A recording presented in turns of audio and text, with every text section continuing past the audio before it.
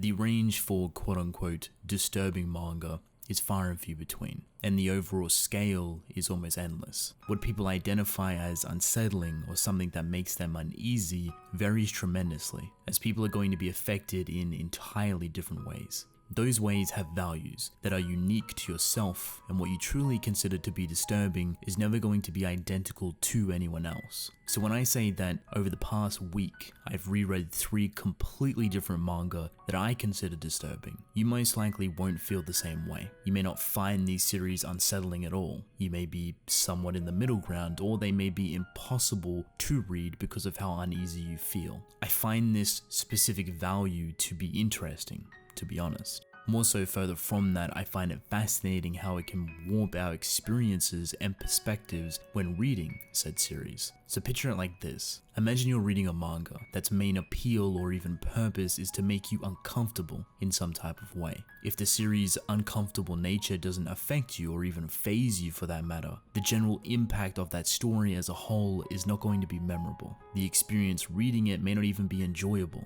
It may feel mundane or lackluster. It's very similar to the emotional moments within stories. The way people value those moments is based on an endless amount of things. Some people will love it, some people won't even care. So this is when personal taste starts to come in. However, in this case, I'd argue it's easier to make someone disturbed from something than emotional. The tipping point is a lot bigger and clearer for disturbing stories. There's an endless number of things that can be used that our human nature finds it extremely difficult to find enjoyment in. And if that's the case, we start bordering on the line of being a sociopath, or at least value the writing behind it. Whatever makes us sleep better at night, really. These 3 series are entirely different to one another, especially with how they handle their own disturbing, unsettling, and uneasy moments. One preys on your emotions, manipulating how you should feel to what you actually feel, while not understanding the full picture. The second portrays an extremely realistic emotional struggle that's buried deep down but something that you can easily relate to. And the last utilizes more forward horror elements, revolving around body disfiguration, deathly brutal fights, and even torture. These are just the extremely brief headliners for each manga that I'm going to talk about. But don't worry, I plan to go into full detail for the story and even break apart their subtle and not so subtle methods of madness. So, with all of that being said, let's have a look at our first series called Downfall by Inio Asano. Downfall by Inio Asano is about a successful, middle-aged manga author that has just finished his long-running series. We closely follow his mundane lifestyle after serialization and, to put simply, what comes next and the hardships between it. Our main character doesn't hate drawing manga, but he doesn't love it either. Instead, his hatred as a creator points towards the simplicity of successful series, ones that don't meet his own personal expectations of writing that, in his eyes, devalue the quality of the manga and the fans that perpetuate it. We see a tedious lifestyle from him as he stumbles and struggles to put out any sort of work or to even start creating some sort of story. We see him face some personal demons. We see him find physical, emotional, and mental comfort in sex workers. His day-to-day life is boring and dull, and it reflects the cold nature of his character, a man that seems like he's on his final legs, but is never actually implied. This series is only 8 chapters long. It's a short story that has an extremely heavy atmosphere, and a rather depressing one at that. Even though it sounds like the main focus is manga creation related, it's really not. If anything, it couldn't be any further from it, or while keeping its toes within it. It's definitely brought up as an emotional point for the main character, which in turn gives us a better understanding of him, but the focus is how interchangeable the concept can be with your own work, which makes it something you can possibly relate to. What's great about this is that even if the main concept is something you don't really understand or don't relate to, you can still connect to those strong emotions behind it. The struggling process of doing something while living a life you may not be happy with. Inio Asano is an incredible mangaka. Even with this, taking such a simple and open moment in someone's life, he's able to turn into a thought-provoking and extremely atmospheric intensive read.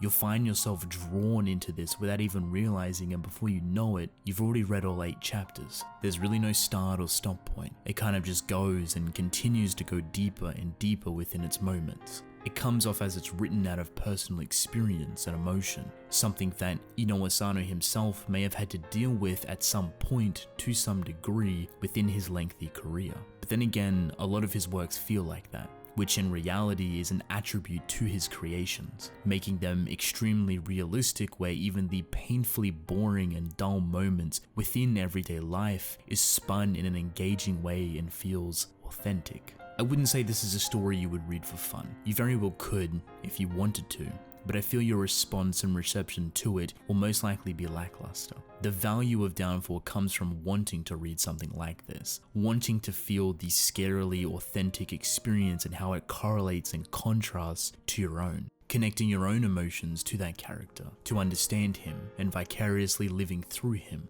In all ways, the story is going to be viewed and felt differently between people, which is a beautiful and scary thing. The individual value on where you would place this on the quote-unquote disturbing scale is most likely going to pivot heavy on how closely you relate to this story and the hidden emotional turmoil behind it. How it takes that turmoil and shapes it into something that is eerily realistic and impactful for yourself. Out of the 3 series, this is definitely the calmest one, as it won't drop you off into an unexpected direction. It stays healthy and strongly consistent, but because of how real it feels compared to the others, it may be what makes it the most disturbing of them all. It all comes back to that personal preference, that value you want to put behind it, and even your own personal taste. Downfall is a short and heavy journey, filled to the brim with an atmosphere that may feel suffocating or overwhelming at times, but it's a worthy story to push through and complete. The next manga is a personal favorite of mine, something that I equally love and fear, a manga that makes me hold my breath while reading it. A story about a mother and her child with a dark, twisted relationship that share a mentally torturous secret, A Trail of Blood by Oshimi Shuzo. A Trail of Blood, which has around 60 odd chapters, follows the everyday life of a small family, but more specifically the odd relationship between an overly loving mother and her son. Seiichi Osabe is our main character, a young teenage boy living a normal life, attending school, hanging out with friends, and has had a safe upbringing. A wrench, however, would be thrown into not only his life but his mother's that would completely eradicate any sort of normality he once had and turn it into something twisted and obsessive. A horrifying secret they both share and have to live with, that paves the way in showcasing just how truly tormented and mentally unwell their minds are. There are so many things about this series that I absolutely love. How Shuzo handles his characters, their portrayal of emotions, how his artwork reflects the nature of each character's emotion in a unique way, and that's just to name a few. The focus centers around the complicated relationship of the mother and son, and how the secret they share bring them inherently closer, but also gives birth to some extremely unhealthy mental illnesses between them both. Because of these things that are born within them, they tiptoe around each other, trying not to set the other off, almost like taking a walk around landmines. You never know when the other may crack or break, but you also don't know what the result of that may be. This is where Shuzo shines his brightest, creating a sense of fear, dread, and uneasiness within readers as we witness things get progressively worse and worse. The mother is the root of all of this uneasiness, seeing her shift through emotions so effortlessly without a care in the world, all while feeling those emotions deeply. It seems like it would contradict itself, but then you start to realize this woman is sick. She is mentally unstable. Then you come to acknowledge that her son, the main character, is spiraling out of control, and she is the cause of it. She is dangerously manipulating him, warping his mind and emotions. She starts to obsess over him, wanting to know where he is, what he is doing, and who he is with at all times. And if she doesn't get her own way, she will hurt herself and make her own son feel guilty for being the one responsible. The amount of manipulation the son goes through is honestly scary, and you can see how he slowly starts to change at his core. He starts to talk differently, act differently, his emotions are skewed entirely. It's almost like he's a completely different human molded by his own mother. Oshimi Shuzo has an extremely detailed way of dealing with all of this and showcasing it within a terrifying lens. This mostly connects directly to his methods of shading and line work for characters, as his art style is usually extremely clean and precise. So when we witness characters starting to lose themselves mentally, the way he reflects that gradual spiral into insanity is by changing up his shading and line work at its core, making it extremely messy and using obscure lines scribbled all over to represent shading. The more insane or emotional a person is becoming, the more skewered and unidentifiable they become within the art. It's an extremely engaging thing and adds a whole new realm of impact over the entirety of the situation at hand. The way this style of artwork represents the character within those moments stands out tremendously around other people that are onlookers to what's going on. A beautiful and terrifying contrast between characters is the final result, which gives you an opportunity to realize how broken this character is, and how disturbing or uncomfortable it might make you feel when portrayed in that specific light, as it's something that you can't really take your eyes off. You end up holding your breath within the moments, waiting for the worst to happen.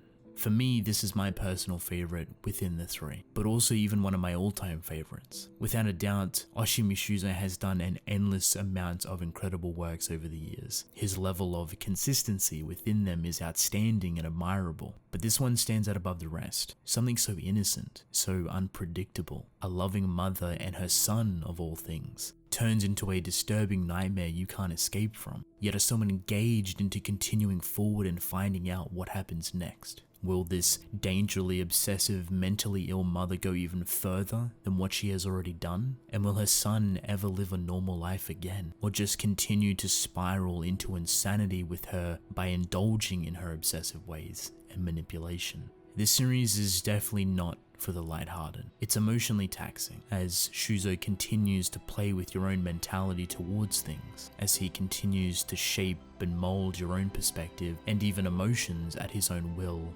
and need. The final manga of the three is something a little more brutal, a little more gory, but something you may be familiar with, a concept extremely similar to vampires and even ghouls. However, it adds quite the visual flair to its own concept and pushes forward in its own direction. This manga is known as Hemay. Hemay follows the story of Asano, a teenage high school student living his everyday life with a loving girlfriend. Circumstances would one day lead him into a house of the beautiful Miwako, a young, mysterious woman that isn't what she seems. Upon witnessing the death and carnage Miwako brings forward, ripping out another student's heart and drinking it in front of his eyes, his life is completely skewered. Moving forward, he finds himself changed in vulgar ways, from his appearance to his emotions, and comes to find out he is now a servant to Miwako, someone that will go out and collect hearts for her to eat. To be honest, when I found this series, I didn't really know what to expect. The front of it is definitely vampire related, so if you've read anything along those lines, you'll pick up on things pretty quickly. Even though it has the building blocks for a vampiric story, its true focus is on the servants, also known as familiars. Now these people are pretty much the right hand of the main power, which can be seen as being vampires in some way. But where the familiars thrive is the battles that take place, the deathly fights that break out between different main powers from trading on different territories or hunting grounds. These fights can be extremely visceral and unpredictable, but are showcased in high detail, which can make for an uncomfortable experience. It's not rare to see body parts getting sliced off or disfigured in such realistic detail that can become off-putting for some. I actually also appreciate the emphasis they put on the main character's transition into becoming a monster that kills people. It takes quite a toll on him mentally as you see him slowly lose more and more of his humanity by the moment and really get pushed to his limits. Now when I say quote-unquote pushed to his limits, this actually revolves around frequent torture, as within the transition period, the quote-unquote torture actually makes him stronger and more adaptable to situations. Obviously this is showcased in a pretty raw fashion, so I'd recommend preparing yourself when reading, as it doesn't really like to hold back. I find there's a lot of interesting elements for this story, but aren't necessarily delivered in the best of ways, and honestly, I feel the too similar vampire comparisons hold it back or even devalue it. Because the vampire nature has been overused for years now, stories that even tiptoe around it get pulled in rather heavily, and if they don't pull themselves back out, a lot of the cliches start to cloud up the true beauty of the story. In this case, Shigehime struggles to be its own thing clearly while juggling some extremely raw concepts that it can't fully capitalize off. However, it's not the worst of things. Even though it gives off the "I've read this before because I've read other vampire things" feeling, it still manages to keep you engaged and wanting to see more. The unique designs and perspectives with the accompanying artwork is gorgeous and addicting. It's the reason why you'll want to most likely finish this 30-odd chapter series off. Its art is definitely one of its strongest points, but I also appreciate the consistent, eerie atmosphere it oozes out. When you start to get a feel for the story and understand things better, you'll most likely be on edge because of that atmosphere. It makes it seem like there's always something around every corner that will kill you in some gruesome way. I think that's a good reflection for the story, characters, abilities, and its world. Everything funnels back into that atmosphere and feeds it more, allowing it to spread in uncomfortable ways to affect you, the reader. Out of the three manga I've talked about, Shigehime is definitely the most brutal, at least in its artwork side and visualizing these events, but it's also the weakest in the writing department. It doesn't really hold up much of a competition between the other two, so if you're looking for a more mindless horror akin to vampires, Shigehime definitely might be an interesting pick for you, over the more methodical and disturbingly realistic horror of the other manga. So if I were to hand out some sort of approval rating for these manga, it would probably look something like this. Approved for Downfall, big approved for A Trail of Blood, and about half approved for Shigehime. Between them all, however, I think there's a lot of things you can get from each one that the other doesn't really have. So even if you're feeling a little risky and want to indulge in them all, by all means go ahead. They are all relatively pretty short, but it's easy to get a ton of enjoyment out of them, especially if you're looking for something disturbing. The scale between them is rather far and wide, so you can't really go all too wrong. If you have read any of these series, or if they seem appealing or even interesting to you, let me know how you feel about them. I'd really love to hear your thoughts. With that said, I want to thank you all for watching, and I apologize this video took so long for me to get out. I've had very little motivation as of lately. If you would like to see this done for different genres or even other manga, let me know. I could easily spin this off into a continuing video series of sorts, if you will. But with that being said, I hope you all enjoyed, and I will see you in the next one. Goodbye.